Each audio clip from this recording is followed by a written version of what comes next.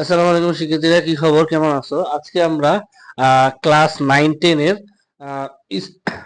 Chapter 2 অর্থাৎ গতি অধ্যায়ের গুরুত্বপূর্ণ কিছু ছোটখাটো প্রশ্ন আর কি, সংক্ষিপ্ত প্রশ্ন, যেগুলো অনেক সময় গ নম্বরেও আসে, আবার অনেক সময় সংক্ষিপ্ত প্রশ্ন আকারেও আসে। তো কিছু কিছু আছে তোমার ধরো সংক্ষিপ্ত প্রশ্নে দিয়ে দেয়, আবার কিছু কিছু আছে তোমার উদ্দীপক আকারে বানায়, মানে তোমাকে গ নম্বরে দিয়ে দেয়, অথবা তোমার খ নম্বরেও দিতে পারে। আবার কোনো কোনো কোনো সময়, আবার অনেক সময় তোমার ঘ নম্বরেও ব্যাখ্যা সহকারে দিতে পারে, মানে বড় আকারে। তো সেরকমই একটা প্রশ্ন হচ্ছে এখানে দেওয়া আছে যে স্থির অবস্থান থেকে 15 মিটার/সেকেন্ড বেগে একটি গাড়ি 60 মিটার অতিক্রম করে। ঠিক আছে, মানে স্থির অবস্থান থেকে 15 মিটার/সেকেন্ড বেগে একটা গাড়ি 60 মিটার অতিক্রম করছে, ভালো কথা। এখন বলছে এর ত্বরণ কত। হ্যাঁ, এর ত্বরণটা বের করতে বলছে। তো অনেকে আছে যে, অনেকে আমাকে বলছে যে স্যার, যে আমরা পরীক্ষার সময় প্রশ্ন বুঝতে পারি না, মানে আসলে পরীক্ষায় সূত্র কোন, মানে কোন প্রশ্নে কোন সূত্র বসাবো, বা কোন প্রশ্নে কোন সূত্রটা বসবে, এটা আমরা বুঝবো কিভাবে। মানে আসলে বিষয়টা হচ্ছে যে অনেকে আসলে বুঝতেই পারে না যে কিভাবে প্রশ্ন থেকে, মানে প্রশ্নের ভিতর কোন সূত্রটা বসাইলে ওই প্রশ্নের অ্যান্সার করা যাবে, এটা আসলে অনেকে বলতে পারে না। তো আজকে আমরা ওই সব ঝামেলা, মানে সবকিছু বিবেচনা করে আজকে আমি একটা সমাধান তোমাদেরকে দিব। সেটা হচ্ছে, দেখো, প্রশ্ন যেরকমই আসুক না কেন, তুমি বুঝবা কিভাবে যে তোমার কোন সূত্রটা প্রয়োগ করতে হবে, সেটা তুমি বুঝতে পারবা তোমার প্রশ্ন থেকে। মানে তুমি প্রশ্নে কোন সূত্র প্রয়োগ করবা সেটা তুমি বুঝতে পারবা তোমার উদ্দীপক এবং প্রশ্নের দ্বারা। তোমার উদ্দীপক এবং প্রশ্নে তোমার অ্যান্সারটা লুকায়িত থাকে। ঠিক আছে, ধরো এখানে এখানে ধরো দেওয়া আছে স্থির অবস্থান। স্থির অবস্থান বলতে আমরা কি বুঝি?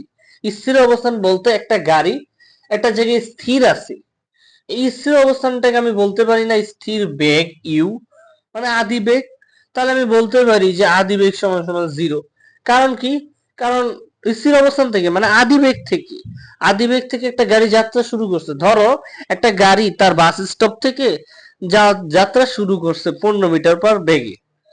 এখন যাত্রা শুরু করছে, তার মানে সে আগে কি থামা ছিল, সে আগে এক জায়গায় স্থির ছিল।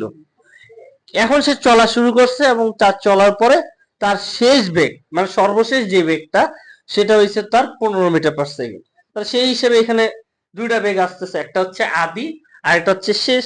তাহলে স্থির অবস্থান যেটা, সেটা হচ্ছে আদি বেগ, যেহেতু স্থির তার মানে এটা 0 মিটার/সেকেন্ড।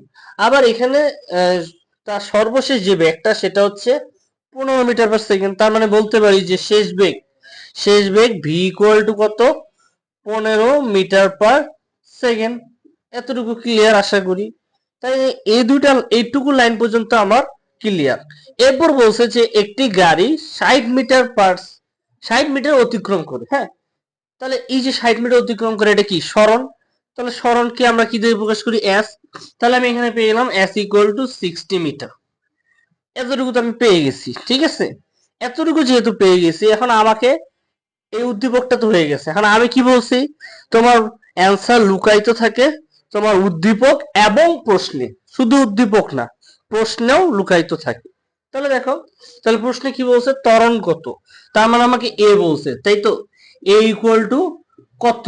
ঠিক আছে, এ ইকুয়াল টু কত? এখন তুমি আমাকে বলো, এই যে চারটা মান, এই চারটা মান দিয়ে আমার একটা সূত্র পড়ে না? খেয়াল করো তো, এই চারটা মান দিয়ে আমার একটা সূত্র পড়ে না? আমার এই দ্বিতীয় অধ্যায়ে, গতি অধ্যায়ে মোট 4টা সূত্র। আরেকটা আছে ব্যতিক্রম, বাট ওটা আমরা ধরবো না।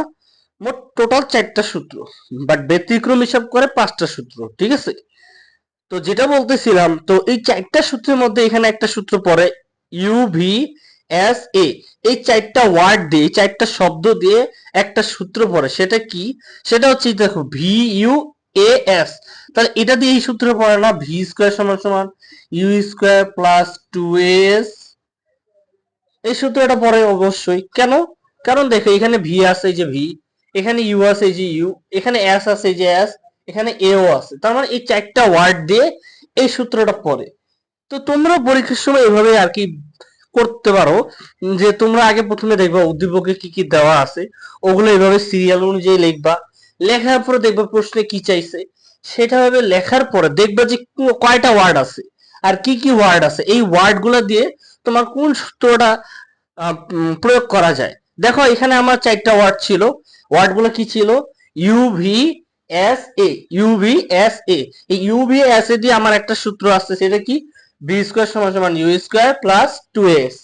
ঠিক একই ভাবে আমরা অন্যান্য, যদি ধরো এখানে এর জায়গায় যদি বলতো টি, এর জায়গায় যদি বলতো টি, তাহলে এখান থেকে আরেকটা সূত্র হচ্ছে, যদি এখানে এর জায়গায় বলতো টি, টি ইকুয়াল টু কত, তাহলে আমি দেখো এখানে 1 2 3 4, এ বাদ দাও, এ বাদ দাও, তাহলে কত? 4টা। তাহলে ইউ ভি এস টি, তাহলে এটাতে একটা সূত্র পড়ে, সেটা কি? এস ইকুয়াল টু তোমার হচ্ছে কি, u plus v divided by 2 into t, এই সূত্রটা পড়ে। ঠিক আছে, বুঝতে পারছো? আশা করি মোটামুটি বুঝতে পারছো যে কিভাবে আর কি তোমার সূত্রটা বুঝবো, যে কোন সূত্রটা প্রয়োগ করতে হবে। তো এতটুকু যেহেতু বুঝতে পারছো, সময় কত? হ্যাঁ, সময় কত। ওকে, তাহলে আমরা দুটোটাই সমাধান করি। কত আসে? এখানে আমি মানটা বসাই দিই। এখানে এই ভি, ভি স্কোয়ার, তাহলে এখানে আমি মানটা বসাই দিই। তো ভি স্কোয়ার যদি মানটা বসাই, তাহলে কি হবে? 15 স্কোয়ার, 15 স্কোয়ার, 15 স্কোয়ার, আর আমার এখানে থাকতেছে কত? ইউ, ইউ হচ্ছে 0 প্লাস 2a। এ তো আমার চাইছে আর এস, এস সমান সমান কত? এস সমান সমান আমার দেওয়া আছে হচ্ছে তোমার 60। এই যে 60টা বসায় দাও। তাহলে এখানে দেখো কত আসে, এখানে যদি হিসাব করি, এখানে আসে হচ্ছে 60 হচ্ছে 120, 120 এ, তাহলে 120 এ, 15 স্কোয়ার 120 এ। এবার এখান থেকে আমি এর মানটা যদি বাইর করি, তাহলে তো আমি এখান থেকে যদি আমি এটাকে যদি ক্যালকুলেশন করি, তাহলে তো আমি বুঝতে পারবো এর মানটা কত। ঠিক একইভাবে এখানে মানগুলো বসায় দিবা, মানগুলো বসায় দেওয়ার পর ক্যালকুলেশন করবা, ক্যালকুলেশন করার পর বুঝতে পারবো যে আমরা এটার অ্যান্সারটা কত। তাহলে আশা করি এটা বুঝতে পারছো। তাহলে এখানে ঘুরে ফিরে কি হবে? এখানে আসবে কি? আসবে দেখো এখানে কি আসে, তাহলে এখানে হচ্ছে এ ইকুয়াল টু কত আসে? এ ইকুয়াল টু এই যে 25 কে যদি স্কোয়ার করি, তাহলে কি আসে? 25 কে স্কোয়ার করলে আসছে 225, 25 গুণ 25 225, তাহলে এটা আসে কত? 225 ভাগ হচ্ছে 120। তাহলে 225 কে যদি 120 দিয়ে ভাগ করি, ক্যালকুলেশন যদি করি, তাহলে এটা কত আসবে? 1.8 এরকম সামথিং একটা মান আসবে, 1.875 এরকম একটা মান আসবে। ঠিক আছে, তাহলে আমি এখানে এর মানটা পেয়ে গেছি, এখানে আমি এর মানটা পেয়ে গেছি। ঠিক আছে, এখানে আমি এর মানটা এখান থেকে পেয়ে গেছি। ওকে, একইভাবে টি এর মানটা এভাবে ক্যালকুলেশন করতে হবে। ক্যালকুলেশন করে তুমি এখানে মানগুলো বসায় দাও। এখানে তোমার টি এর জন্য কি কি লাগবে? টি এর জন্য এই যে এই 4টা লাগবে, এই 4টা লাগবে, আর টি এর মান তো এইভাবেই এই যেটা এখানে বসায় দাও, বসায় দিয়ে এস টি ইকুয়াল টু কত, এখানে টি ইকুয়াল টু কত সেটা আর কি বের করতে পারবা। তাহলে সেটা একটু কমেন্টে তোমরা এর মানটা ক্যালকুলেশন করে কমেন্টে এই মানটা বলে দাও, যে কমেন্টে টি এর মানটা বলে দাও। ঠিক আছে, কমেন্টে এই টি এর মানটা বলে দাও যে এই টি এর মানটা আসলে কত হবে। এটা কমেন্টে, কমেন্টে টি এর মানটা বলে দাও, টি ইকুয়াল টু কত এটা কমেন্টে বলে দাও। ঠিক আছে, তাহলে টি এর মানটা কমেন্টে বলে দাও। সবকিছু দেওয়া আছে এখানে, শুধু ক্যালকুলেশন করবা, ক্যালকুলেশন করে টি এর মানটা বলে দাও কত আছে। ঠিক আছে।